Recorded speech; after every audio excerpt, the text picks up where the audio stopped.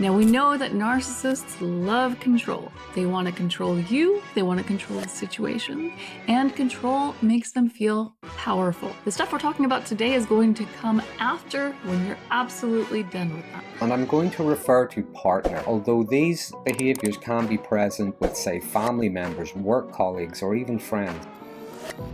The purpose of the smear campaign is very much to discredit you, so that anything you say about the narcissist, that people won't believe you. Nothing the partner does or says has any credibility. They are constantly devalued. This is a way of holding the partner back, creating obstacles, things that chip away at their victim's sense of self, even their character and their reputation, stifling them to keep them under a state of unfulfillment and frustration and strain. They may be accused of being selfish, malcontent, and blaming other people for their own feelings. This is one that I think people don't always see right away.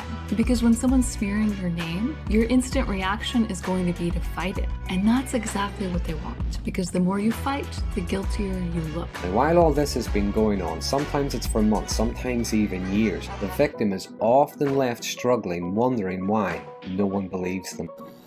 When the abuser acts with impunity, does what they like, but any objection, assertiveness, any anger or outrage on the part of the partner, even to the point where they've become frustrated, perhaps even angry, if they try to assert themselves somehow, they are accused of being aggressive. They are accused of being abusive. They are accused of being the narcissist for reacting the way they do, to being treated badly. And this is referred to as reactive abuse. Partners being accused of abusing their abuser. And this is further compounded because if they were to tell anybody, the other people, that might sound petty, malcontent. It sounds like they're moaning about nothing, because the other people are not seeing it in the context that these things are happening all the time. There is a consistent pattern. If you remember, many narcissistic people have public and a private face. Public, they are decent people, they are very kind, very caring and so on, very accomplished actors. So when they take one of the partner's reactions, it gets twisted, it gets exaggerated, it gets blown out of proportion, and there's no mention of the things that they did to provoke those reactions.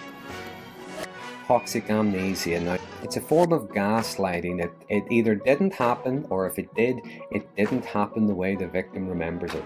The partner is accused of blowing things out of proportion while they're acting oblivious to the destruction that they're causing. Fortunately, narcissists also do tend to get bored easily, and they're going to go to the source of supply that is most fulfilling to them in the moment. And remember that even though they think very highly of themselves, they are not untouchable, and usually they end up getting exactly what they deserve.